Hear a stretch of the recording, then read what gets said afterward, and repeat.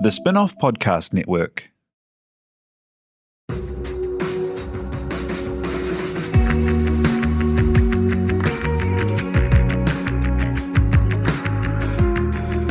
You're listening to Business is Boring, a podcast that reckons it's anything but.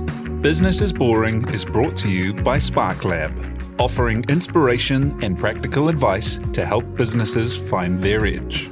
To hear more about SparkLab, including details about the latest events, workshops, and business tools, visit sparklab.co.nz. And now, here's your host, Simon Pound.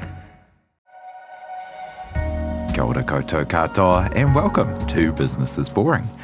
14 years ago, Augusto began with an idea that social media was changing the way that content would be made and enjoyed, and that they might have the experience and mix of skills to make a new kind of production company for the new environment.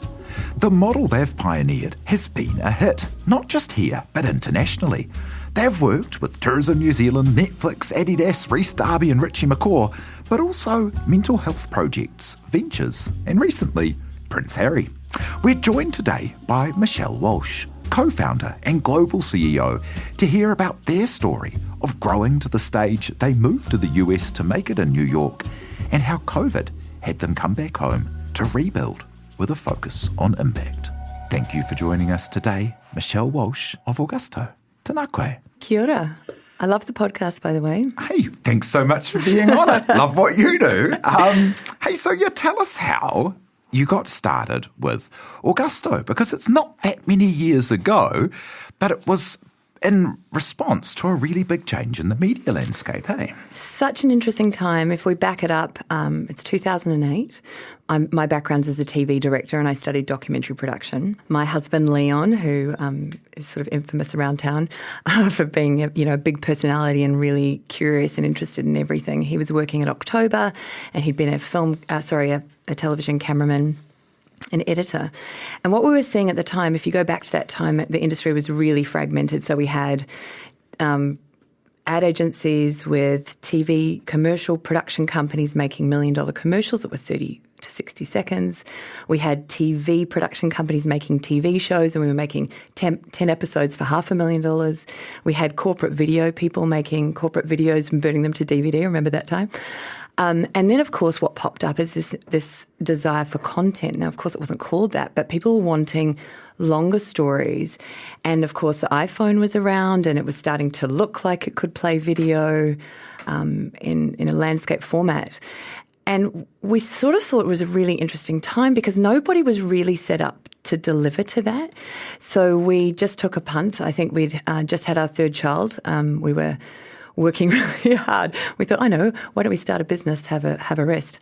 From there, we sort of thought, what if we took the best out of all of those things? We took the cost modelling from television production. We took the brand focus and the brand values from the commercial side of the industry and kind of mash them together and bring all those people together and see if we can't make commercial content that's longer form really cost effectively. And that's how it started. And that kind of recipe for things that were creative and lived the brand values and were entertaining, which, so interesting, that idea, like for television, you had maybe, $50,000 for half an hour to keep people entertained. Well, for an ad, you had $200,000 for 30 seconds to keep people entertained. So bringing that skill of storytelling to that different format, it hit a real nerve, eh? Like it was a real sit. It sure did. And I remember bringing cameramen over from television and saying, do you want to try to work on this kind of thing where we're making stories, but it's for brands?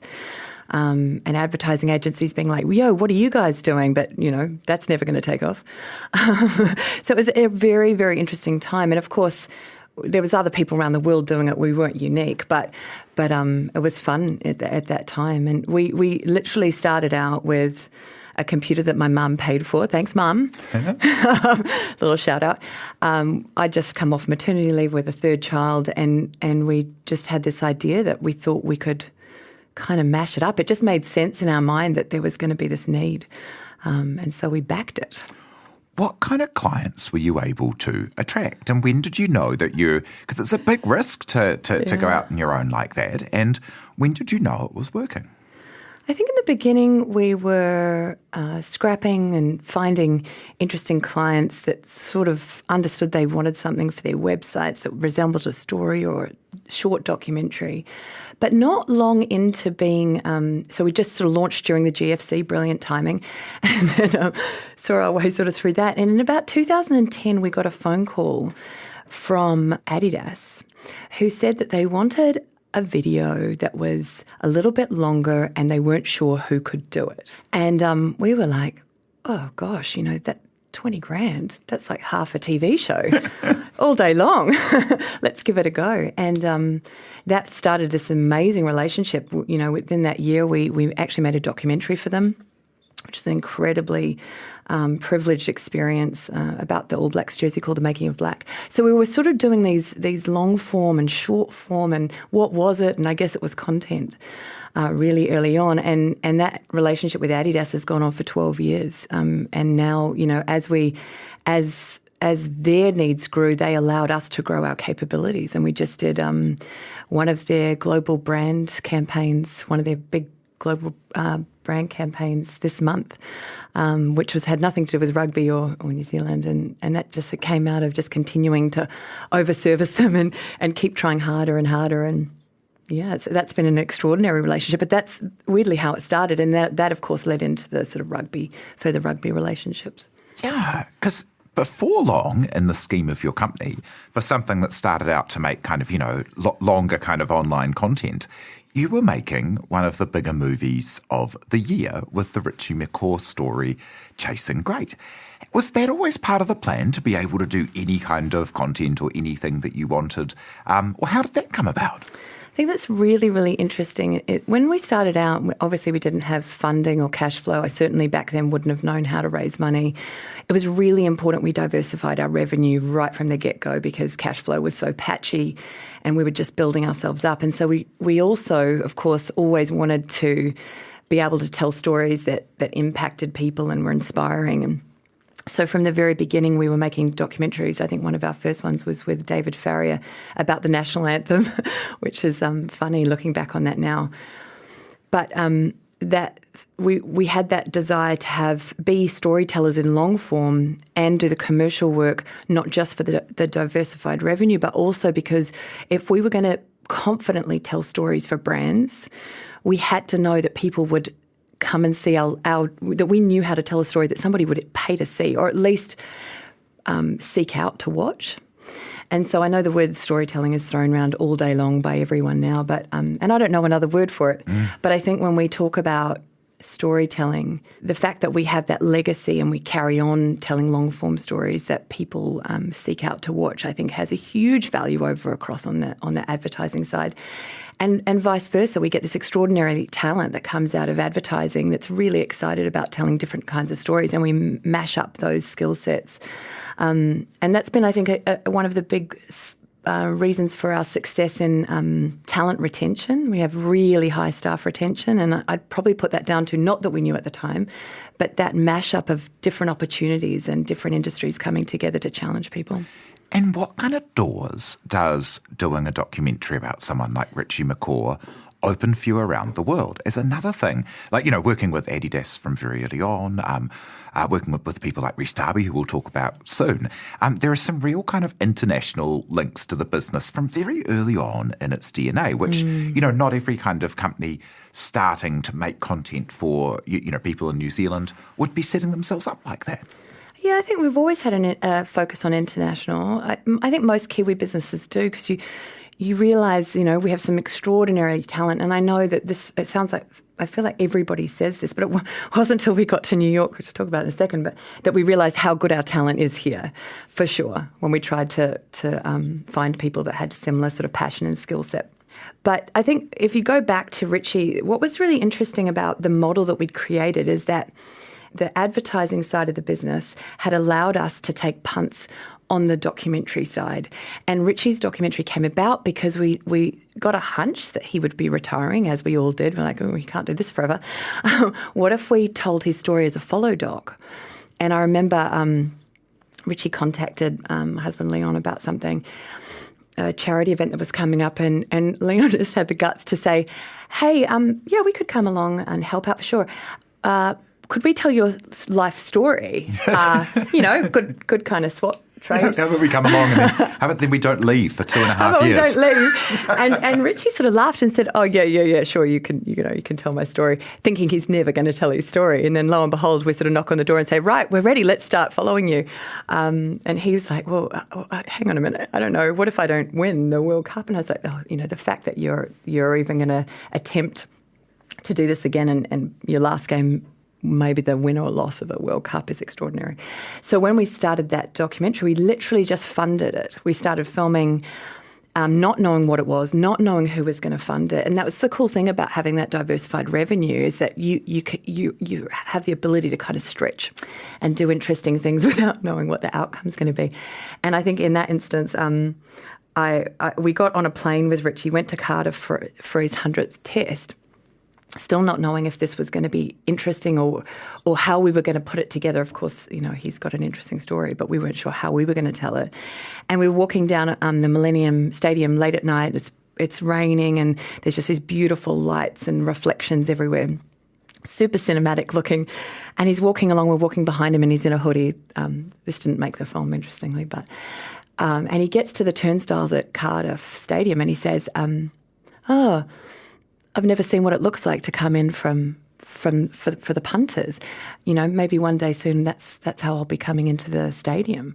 And I was like, whoa. Like, for some reason that just felt so interesting to me. And that gave us the confidence to carry on filming. And of course, eventually it got picked up, and we, being us, wanted to make it the best documentary of all time. And I think it became the highest grossing doc of all time in New Zealand. It's played in a whole bunch of places, and I'm really proud of that. But that was kind of the genesis of something like that. It was always like, let's make something extraordinary, and what if we just followed him, and I think we're natural risk takers. Leon and I love such a startup mentality as well, just that like, ooh, what if, and that's how it happened. And how have you kept kind of ownership and control to be able to do that kind of cool stuff as, flying to Cardiff and working out what to do with kids and life and the rest of the business while putting this energy into something that doesn't have like a defined business plan around it? It's the kind of thing you can do when you're in control of your own thing, hey? It is. It's quite mad. And we have a family motto, which is like adventure and chaos. Yeah. That's definitely better than the other one we're going to have, which is nice things come here to die, because we seem to break everything that comes into the house with 4 kids. So adventure and chaos is much more inspiring. But that's probably summarises our life. We just have this kind of philosophy that we're just here once. Like, why not try it? It's just nuts sometimes, but it's incredibly exhilarating. And I think great things are hard to make, and great things take sacrifice. And if you can enjoy that process, then, kind of go for it. But you definitely need an appetite for risk, and you also have to be able to live with uncertainty and embrace, not just live with it, sort of thrive in it. Yeah, trust that you'll work it out as you go. But it's an interesting dilemma, because now we have Augusto's 14 years old, we have 50 staff, and sometimes our startup mentality isn't always helpful. We come in and we're like, right, what should we do this week as a new idea? And it's like, okay, whoa, we're back up. Back up. Go to another city and figure that out. And what does doing something like a Richie McCaw doco and working for Adidas do in being able to set you up overseas, as kind of the All Blacks, especially a couple of years ago, became a real kind of totem in the world for kind of winning culture and being the most winningest team and kind of what made them special. And they were a real kind of, they had a real moment on the global stage as you were doing that work. You know what else is really, you're so right, but you know what else is really cool about doing something like that film is, and you'll know this yourself, interviewing different people that you come across, is there's lots of learnings you take when you make a documentary. And I had some takeaways during that that were profound for me about how to overcome adversity and how to push through really difficult things. And, there's a part in the film where Richie talks about, the big wave surfers and how they want to be on the crest of that wave and they want to test themselves. And I had multiple conversations with myself, picking myself up visually from the bottom of the wave and putting myself up and saying, you want to be here, you want to test yourself.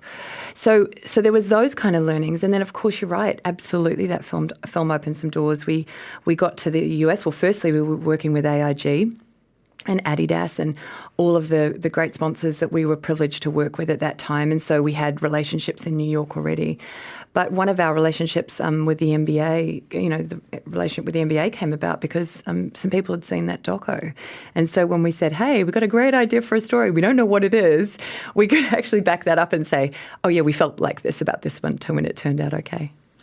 And so the US became quite a focus for you, and with quite a thriving local business with heaps of staff, so you'd built to like a really good level, you and Leon decided to go and open a New York office with your now 4 kids, is that right? Yeah, 4 now. 4 kids. So tell me about that.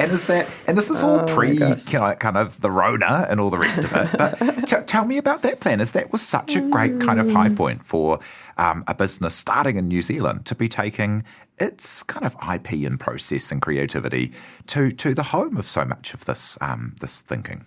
You really hit on something there, and that was our process. I think New Zealanders, and again, it always sounds like we're saying the same thing, but there is genuinely like this problem-solving nature that we have that really is novel, in my experience, in working overseas. And this sort of smash up of different industries and people willing to take on different jobs and have half of this job and half of that job. And I was sort of interested in, could we codify that and could we scale it? Because service businesses are inherently difficult to scale because they rely on, very clever people and talent. And we just loved the challenge of it. It's like, could we take the gift of these extraordinary people we work with and sort of amplify that overseas? And we were already, to be fair, working with Adidas globally since, for years before that, and AIG. So we knew that what we did was valuable, and also the time zone was incredible. Clients even to this day still are kind of blown away that they'll give us changes at the end of their day and they wake up and it's finished. It's back in their inbox. And they're like, whoa, it's magic. So that is real for sure. But I also think, we thought, let's test ourselves in the hardest market in the world. I mean, gee, that doesn't sound difficult, does it? And I think we arrived the week before school started, and I remember going down to this dingy basement where this is what you do. You turn up and you go to this bottom of a school and say, I'd like my kids to go to school here, please. And everyone was horrified because, of course, what I didn't realise is people spend their entire lives or half of their life figuring out how their kids can get into the best schools. There I was a week before saying, hey, can my kid come into this cool school? So there was many, many challenges, more than I expected. And New York asks of you every day, how badly do you really want to be here?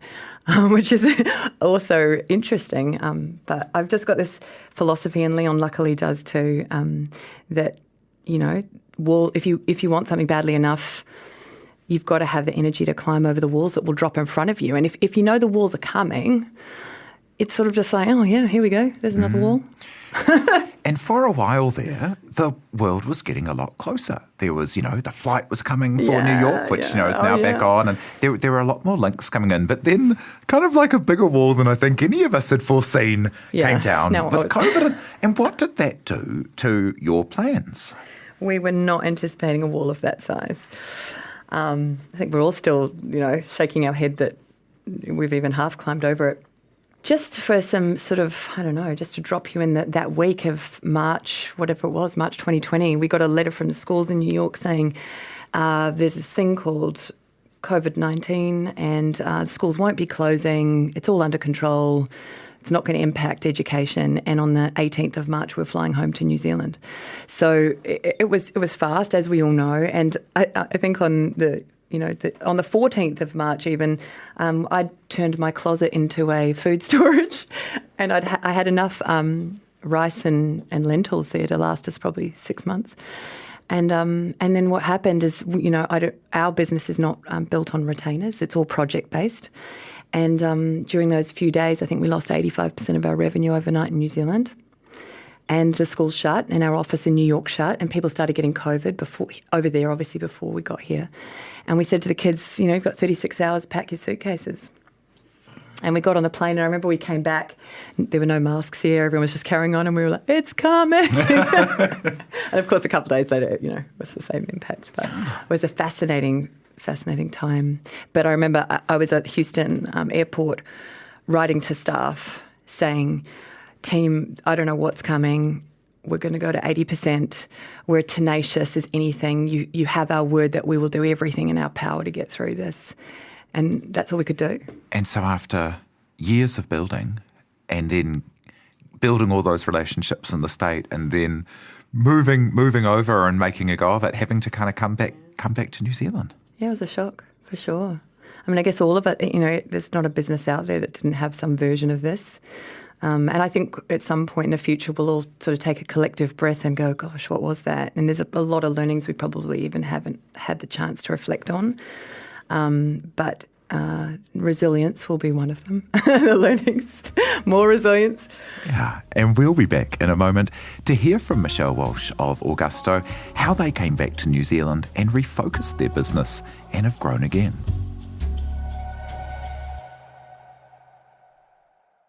Spark is proud to partner with the Sustainable Business Network and the Climate Action Toolbox. The free Climate Action Toolbox can provide you with simple step-by-step guides to measure and reduce your emissions. Help lead the way to a low-carbon future for New Zealand. Visit sparklab.co.nz/sustainability to find out more. Ready to rediscover the joys of cycling? With over 300 kilometres of cycle paths across Tāmaki Makaurau, jumping on your bike and going for a ride is such a fun way to discover the city from a different perspective. Cycling is getting more and more popular across Auckland, so now's a great time to join the hype and give cycling a go. Head to at.govt/cycling to find your nearest cycleway today. Grey's Anatomy, the most iconic binge-worthy drama, is back, along with answers to the biggest cliffhangers. Will Teddy survive? Will Joe and Link finally find happiness together? Meredith returns along with fan faves like Arizona. You can now stream every episode of Grey's ever on Hulu and new episodes next day. Watch new episodes of Grey's Anatomy Thursdays at 9/8 Central on ABC and stream on Hulu.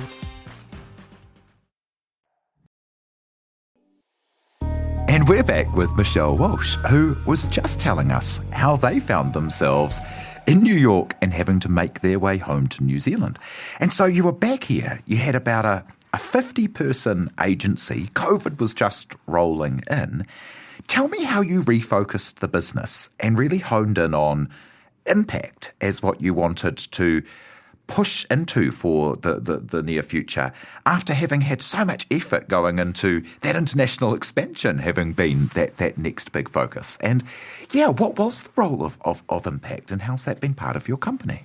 It's so interesting when you go through something like COVID, like most businesses, you have to do a lot of navel gazing and the things that you thought matter less. And you start looking at your people and thinking, what's it all for? What's it all about? How do I help service these people and create a great place to work? And we'd always, I think, particularly through our documentary side, but certainly with some of the brands we were working with, we were inspired to tell stories that mattered and moved people, whether that was through brands or documentary. And so it was quite natural for us to lean in further into that space and think, well, what if we could reimagine the work that we did and we took all of this incredible superpower and these great creative minds and these great problem solvers and we told stories for brands that are doing great for people and planet as well as, with profit. What if we were to focus all that energy into brands that were focused on not just profit, but also on doing good for people and planet? I think we have a role as an industry to choose where we put our creative time and resource in those superpower brains. What if as an industry we started thinking, well, what kind of brand stories do we want to put our best resources to? Yeah, like when you were saying before that for people who'd worked in advertising, say, being able to come over and make longer form, more meaningful things. Like, it must be really powerful for your team if, you've spent your career making people fall in love with a bank in 30 seconds or, cage eggs or something, dreadful. And then you're able to come over and work for things that have a bit more meaning. And yeah, tell me about those kind of projects, because I think a lot of people would have seen the work that you've been involved with for, say, Tourism New Zealand, or put New Zealand on the map, things like that. Tell me about those kind of projects. Well, it's so interesting. We naturally gravitated towards doing things that impacted for good. And that's just a natural, we'd all like to do that, right? But instead of just sort of hoping that we would do more of that work or just doing it as our sort of charity pro bono thing, we said, well, what if we could move the business more and more into that space and consciously find revenue, because of course it has to be sustainable. There's no good building a company that doesn't pay for the staff by just telling good stories. So what if we could take more and more of our revenue from businesses doing good for people, planet, and also projects, long-form projects that are telling inspiring stories or impacting people for good. And once we made that decision, we really lent into it. But what that meant as well, and with that we created some amazing work like Jessica's Tree and Girl on the Bridge, which tackle suicide and mental health really head on. And working for brands like New Zealand Tourism, which was really exciting, and helping lift the tourism industry after COVID was definitely fit into that as well for us. But what we had to face in making that decision was looking at some of the brands that didn't make us feel great about what we were selling or what we were doing. And we actually parted ways with a couple of brands and even turned away a really significant piece of work from a brand that we just didn't align with. And I tell you what, your values aren't tested truly until you're going through some tough cash flow problems and there's a pile of money in front of you, but that is the antithesis of where your values are. And that was really, really hard. And I remember talking to the team because we were all sort of like, gosh, that revenue would be really helpful. And we have a lot of people here. And I quoted this thing that I'd heard when I was a little kid. I don't even, my dad used to drag me along to lots of seminars when I was a kid. And I remember someone talking about this idea of the vacuum law of prosperity, that nature abhors a vacuum. So if you create a space, it will be filled by something that you want. Right down to like if you have, an old couch you don't like, just remove it and, a new couch appears pretty quickly when there's nowhere to sit. And I had that in my mind. It's like, I think we need to test this and take the risk. And yes, there'll be a vacuum and that's really scary. But if we're going to say that we're living by our values and we're going to tell our staff this, we have to back ourselves. You can't be talking like that and on the other hand just sort of taking money from doing work that is not in line. So we did that and it was scary. But what was so cool, and I'm still really excited about when I think about, is that we created that space. And literally like within, I don't know, it would have been like 4 to 8 weeks, we had Prince Harry, not literally him, but knock on the door with a fantastic campaign around sustainability. And Adidas gave us this incredible piece of work, Run for the Oceans, to help take plastic out of the oceans and end plastic waste. And we didn't even pitch for it. It's this huge global campaign. And it's because we articulated that that's where we want to be and that's what we care about. And that is so exciting to me. I think, you can have all these theories in your mind. At some point, you've got to take the punt and back them. And in that instance, it was so gratifying and relieving, let's be honest, that space was filled. And that's where we're going. And how did you go about clearly articulating what you're wanting to do so everyone knew? As, at one end, it might sound almost like it's kind of a bit spiritualist to say what you put into the universe comes back. But that's the very basis of marketing, right? That you tell people what you're about and then people that match up with those values and what you're up to will seek you out to work with because there's the values match and because you're offering what they're after. So, tell us how you actually made that really clear to the world and let people know. I think in some instances it was seeking out people doing great work in the space and helping businesses look at what impact they were having on their communities and on the planet. So we started going down that train of like, let's open the lid up and actually, what are we doing in this space? How are we looking after our people meaningfully? What are we doing for the planet? And so when those conversations start, it's like a flywheel. It just momentum picks up. And I think with Adidas, we literally were talking to their teams about where we saw ourselves in the future. Some of it's water cooler talk. I think if it is a true value, you get excited about it, and you end up talking to people, and that message carries on because there's such a deep belief.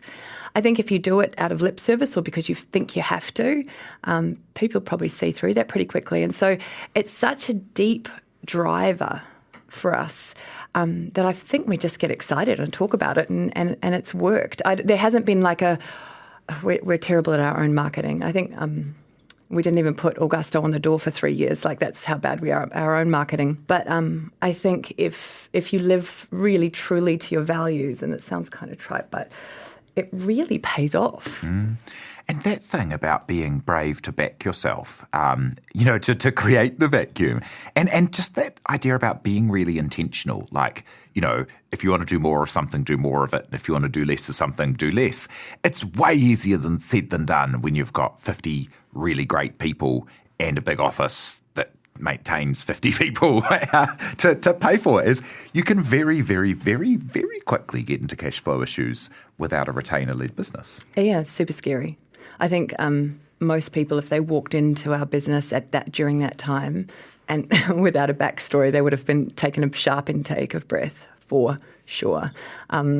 Luckily, things like New York and all of those things, and even going through COVID, your appetite for risk increases dramatically, and you're more comfortable with the uncertainty. But at some point, you've got to wake up. Like, Augusto's 14 years old, so at some point you have to wake up and say, I often say to the staff, you guys can go and leave and work somewhere else.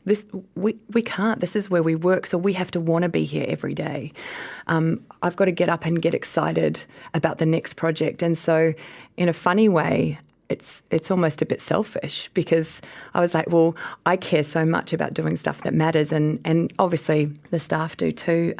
But again, you sort of have to come back to like, what are you prepared to fight for every day? Because business is, man, like I said, the walls keep coming. There's no end in sight. So if you're not building something that you keep believing in day after 14 years, then you're probably not going to keep turning up yourself.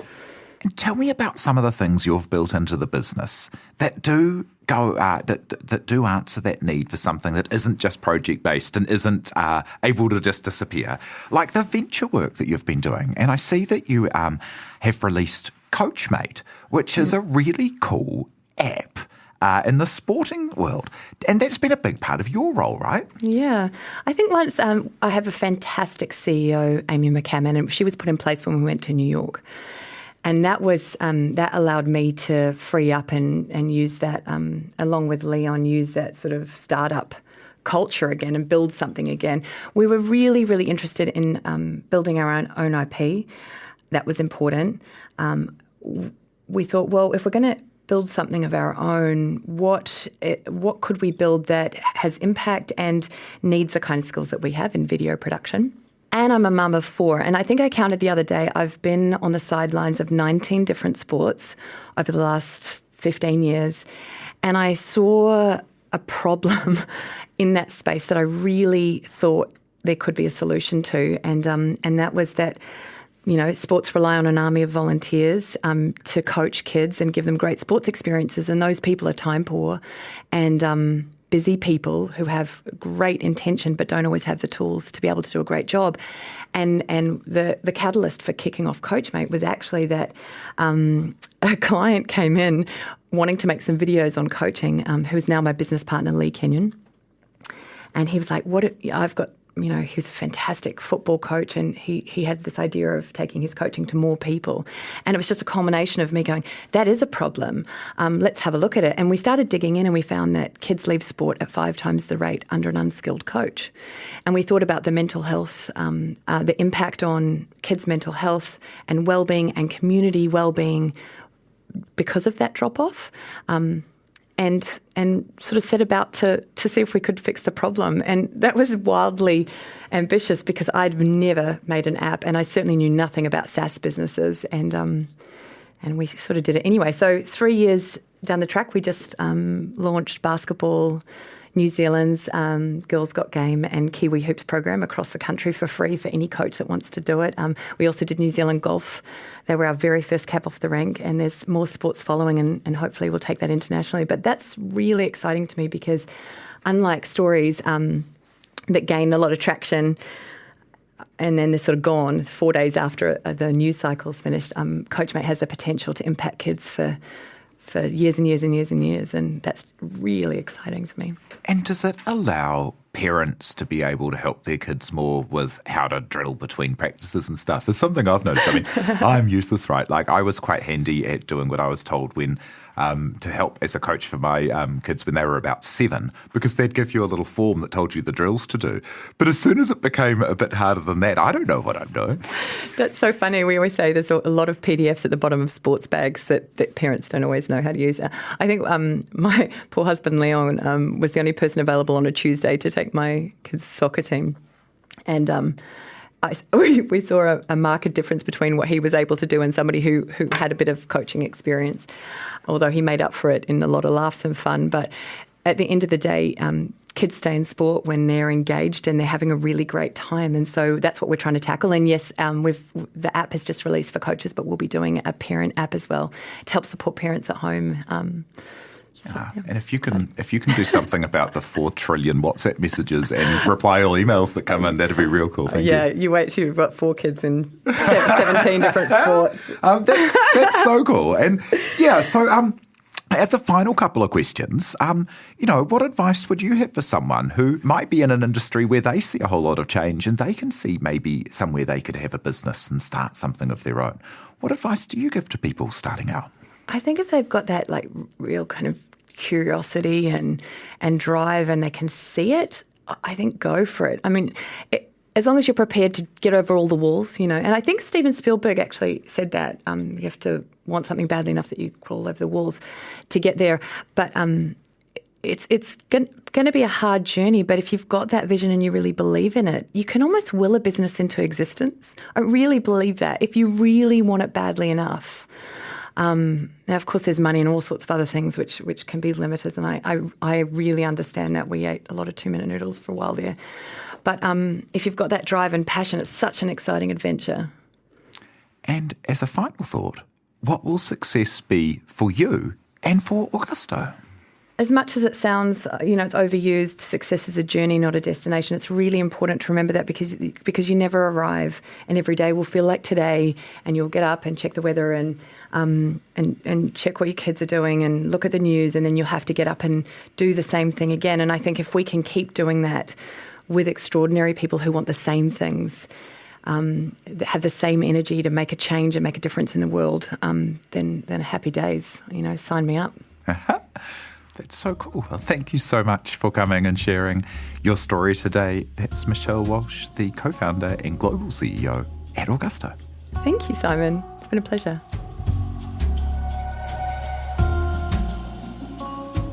So thank you to Michelle, to you for listening, and for everyone who helps make this happen, like our producer, Te Aihe Butler.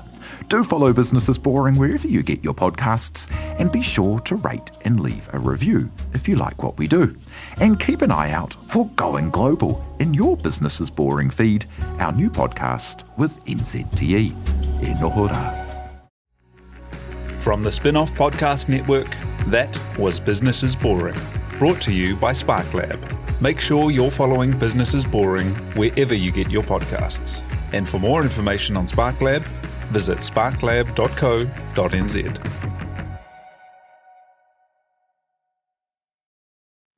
Kia ora e te iwi, Te Aihe Butler here, podcast manager at The Spin-Off. If you enjoy listening to our podcasts, consider supporting our mahi by signing up to become a Spinoff member at thespinoff.co.nz/donate.